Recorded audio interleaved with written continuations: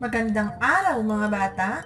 Ngayon ay nasa ikalawang markahan na tayo sa ating pag-aaral ng ating asignaturang musika.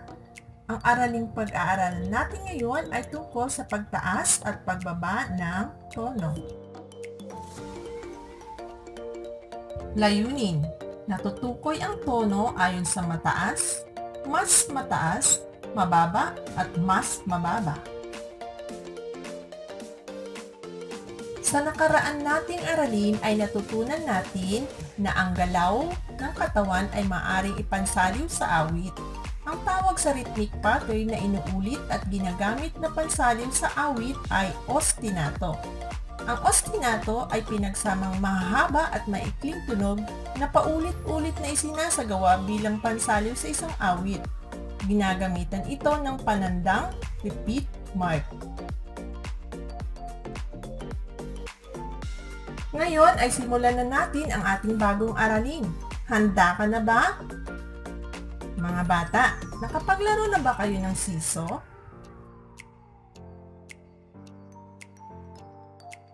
Paano ito gumagalaw? Ano ang direksyon nito?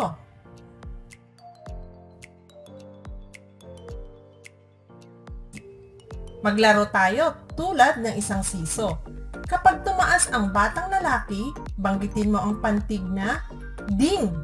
At kapag siya'y nasa baba, dong naman ang sabihin mo. Ding dong, ding dong, ding dong, ding dong, ding dong, ding dong.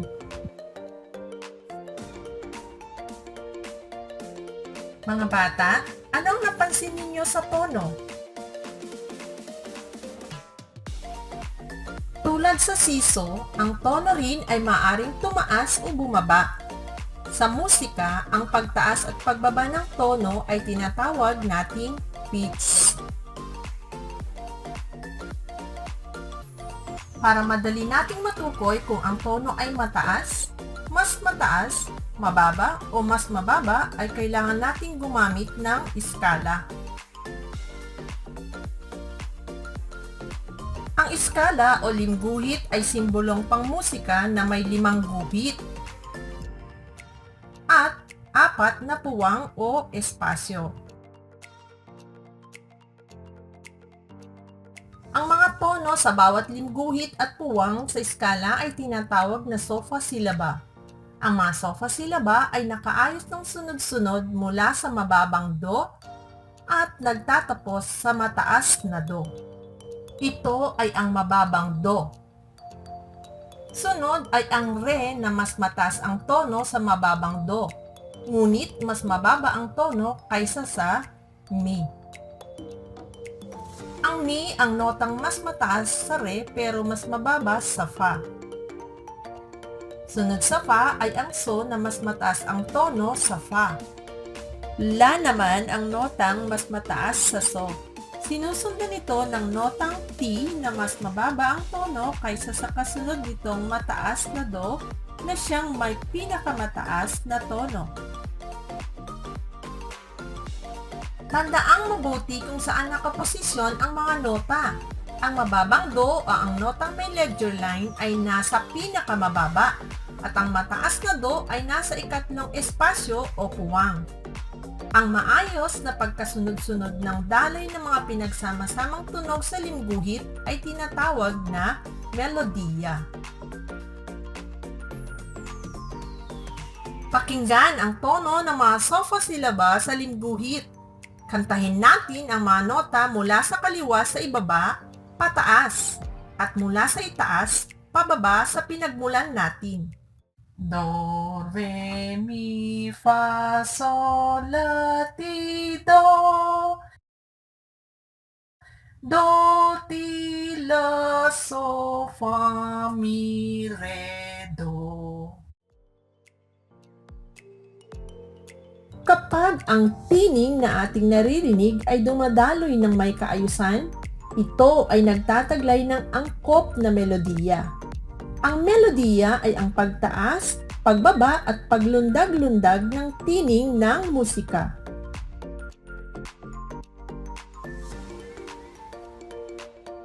Maaari ring awitin ang sofa silaba na sinasabayan ng Koday hand signs.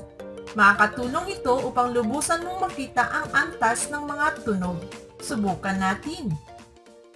Do, re, mi, fa, sol, la, ti, do.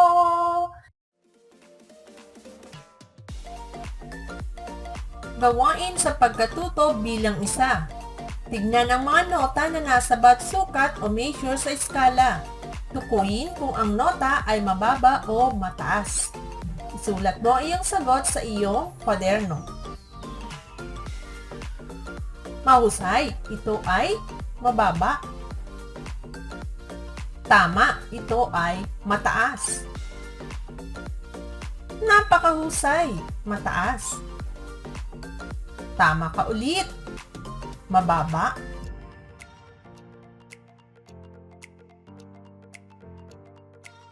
Gawain sa pagkatuto bilang ikalawa. Paghambingin ang 4 na nota sa bawat sukat o measure. Isulat kung mababa o mas mababa. Mataas o mas mataas. Tignan ang halimbawa. Gawin ito sa iyong kwaderno.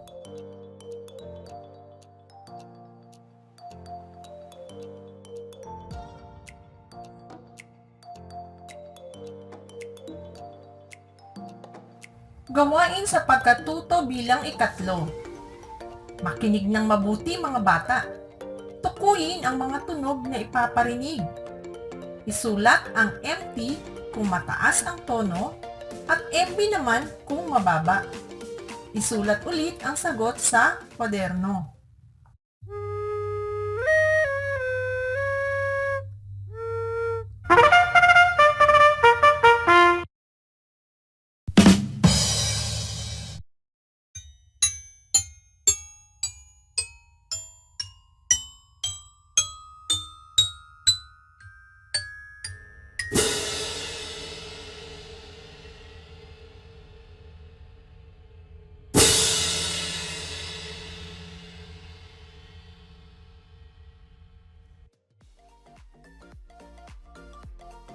Gawain sa pagkatuto bilang 4. Basahin ang mga sofa silaba sa ilalim ng limguhit. Iguhit ang katumbas ng mga nota sa limguhit na katapat ng sofa silaba.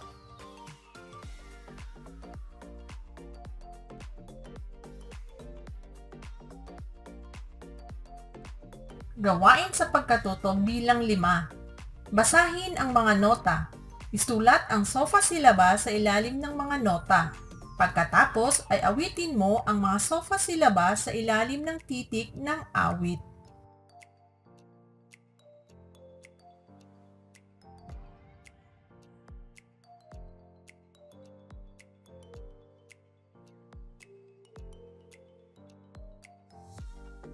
Itama mo na ang iyong mga sagot. Tignan ang tamang sagot sa susi sa pagwawasto.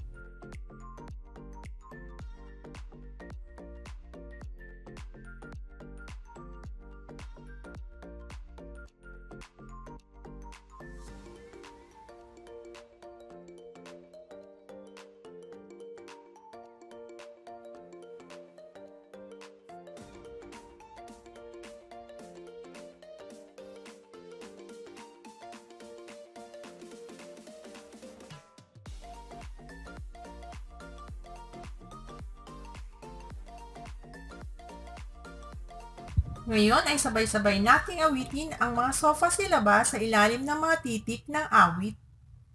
So, mi, so, mi, so, mi, la, so, mi, fa, re, fa, re, so, fa, mi, re, mi, do.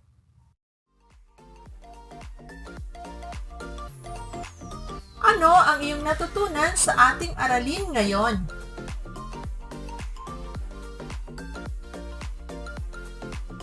Nagtitiwala ako na may natutunan ka sa ating aralin ngayon. Hanggang sa muli, salamat sa panonood. Paalam!